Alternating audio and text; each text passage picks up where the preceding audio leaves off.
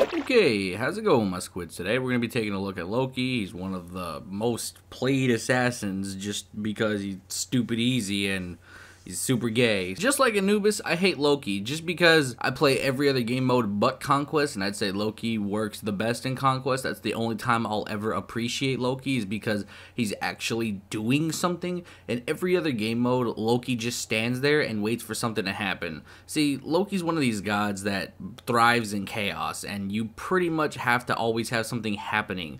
At least in Conquest, he's got jungle buffs to worry about, he's got ganks to worry about, and he's very good at map pressure.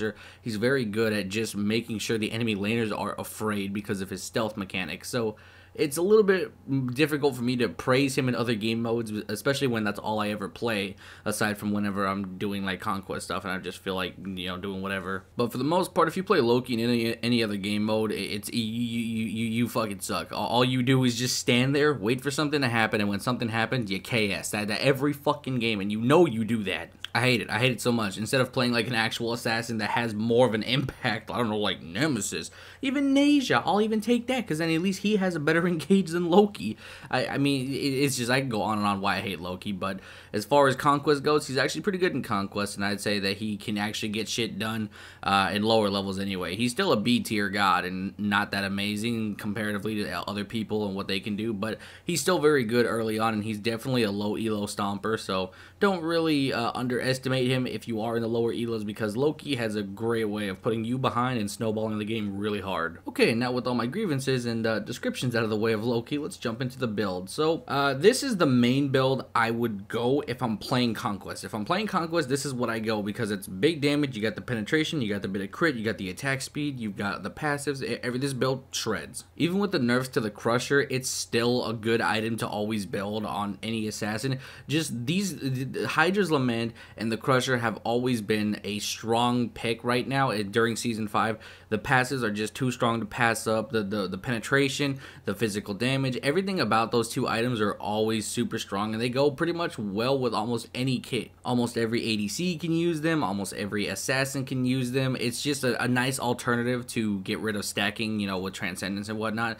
Not to say that you can't stack, you know, with Loki, I just choose not to because I prefer the passive on Hydras. But as your starter item, as always, Assassin's Blessing, because you're a jungler and that's what you do, so it's pretty self-explanatory. Then we jump on over to Heartseeker, which you got your penetration, your physical power, your movement speed, and then your passive, which just, you know, I don't really know what else to say. Like, this build is just shred central. You can shred anybody with this fucking build. Then we've got Stone Cutting Sword for the physical power, movement speed again, and then your melee basic attacks decrease enemy physical protections by 10 and increase your physical protections by 10 for 3 seconds, max 3 stacks. See, this is good because Loki has an insane auto attack chain. He has 5 auto attacks instead of 3 before the combo finishes. And even though it doesn't stack 5 times, the fact is that you have more of a chance getting it off because you have those 2 extra auto attacks in case you happen to miss one, and it doesn't have to like reset immediately, which slows your animations or whatever. It's still, you get that auto attack chain, so this is a good item in case you miss your auto attacks, and you can still stack your protections, and you can still reduce protections as well. And then we have Wind Demon finishing it off with your physical power, attack speed, which is just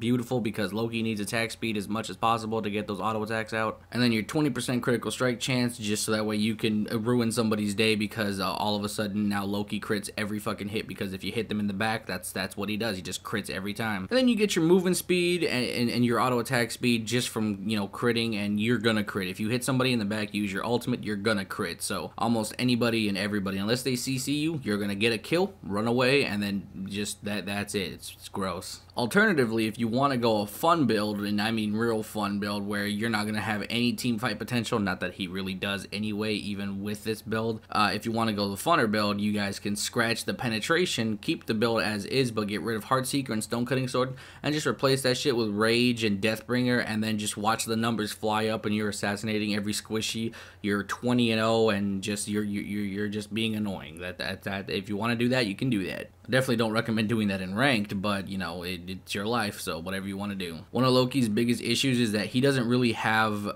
any team fight presence. I mean, it's the same concept of like playing Joust or playing like Clash or Arena.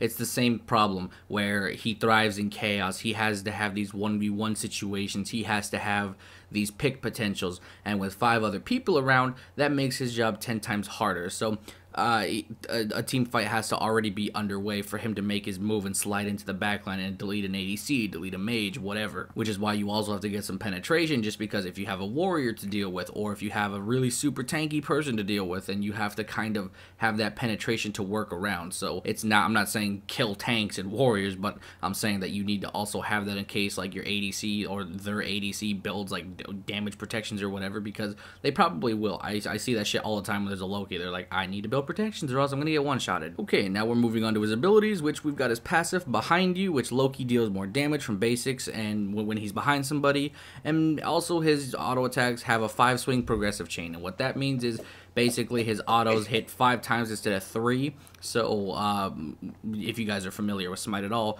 your normal auto attacks are just, you know, 3 hitting and then they reset the animation to the beginning. And he has a 5-chain auto attack swing. So that's the difference between Loki and everybody else. And he's the only character that has that shit, so it's really good. And then we move on to his first ability, which is Vanish, and it's exactly as it says. You just disappear, and then when you reappear and you hit somebody, it does dot damage over 2 seconds. It's pretty gross. You get a speed buff during your invisibility. And yeah, this is the reason why Loki's god ass, because you just never know when he's gonna pop up out of nowhere and just be like, oh, hi, how you doing? 1,000 crit? Alright, bye, you're dead. It's like, what? Well, what happened? I just blinked and I'm dead. Moving on over to his second ability, which is Decoy, and this is purely for like wave clear if you're playing any other game mode, and it's also for clearing jungle camps where you just throw this and basically you have your little minion thing here, tank, and then you're just wailing on your little camp. And then it explodes, does a fuck ton of damage. You take no damage, which makes this clear extremely good because you're taking no damage. You can gank whenever because you take no damage. Just to kind of show you guys how this works, basically you pop this, and then you're just clearing the jungle camp, and then boom, you take no damage, you take the jungle camp, and blah blah blah. It makes his wave clear extremely good, and you can basically just clear the entire jungle with little to no issue unless you get invaded. So that's more or less up to the enemy team and how they decide to deal with you. Then we've got our third ability, which is Aim Strike, and this is basically just a steroid where you pop this and then you'll do extra damage on your next auto attack. And yeah, it's pretty gross. The combo would be you pop your 1 and then you pop your 2 and then boom, you do dot damage and then you just start blasting away and then they're dead. That's Loki. Also, they're slowed for 25% for 3 seconds once you actually land this, so yeah, it's pretty gross. Then we've got our last ability, which is Assassinate, and this is exactly as it is. I'll just go ahead and show you guys what that looks like and how gross it is. So basically you pop this and then boom, boom, boom, there you go. That's Loki. That's how you play Loki right there, boys. Now the main combo that everybody uses, they go invisible, they pop their 3, and then they pop their ultimate, and then they auto, and then they just keep going in case they're not dead, because if you do it on a warrior or something, or a tank, for God knows what reason, then you just keep autoing until they're dead, and then you pop your 3 so to make sure that you guarantee that slow, so that way you can keep up with them. Not only that, but it also does extra damage, so you've got this really ridiculous way to make sure nobody gets away unless they have an escape. Just some general tips for Loki. Be aware that Loki's biggest problem is that if he can't assassinate somebody and he can't kill somebody, then you just are useless. You have to be able to get these assassinations off. You have to be able to get these picks. You have to be able to snowball a lane or yourself. Preferably a lane, because Loki falls off later on in the game because it becomes more team-based, and that's when Loki becomes less and less useful. So early on, I would recommend going for, like, you know, ganks and whatnot, but I wouldn't necessarily recommend going for all the kills and glory, because your laners are going to be way more impactful later in the game, so you should definitely get them low enough and then have the laners get the kill. If you have no faith in your laners, I mean, fuck it, do what you gotta do, but if you're playing with other people, I highly recommend you snowball the lane versus yourself. Another thing is that if you don't assassinate somebody, just give it up. If they happen to have an escape, or like a Jubilanke, for example, you go and assassinate, he pops relic, and then he zooms off into the fucking sky, then just let it go. Let it go. I hate seeing Lokis that try and chase down kills like it's no other. Just let it go. You're Loki. You blew your ultimate. That's it. That's all you gotta do. Just let it go. Loki's biggest engage is his ultimate. If you miss that, then you have absolutely nothing left. You could run up on them, but he's susceptible to being kited. That's his lack of mobility. especially when your first ability is down and you have no way to go invisible. You are just susceptible to getting kited, so that's just pack it in, let it go. You live to gank another day. So that's just my best advice for Loki. Anyway, that concludes today's video. Hopefully you guys enjoyed it. I'll talk to you guys in the next one. Peace.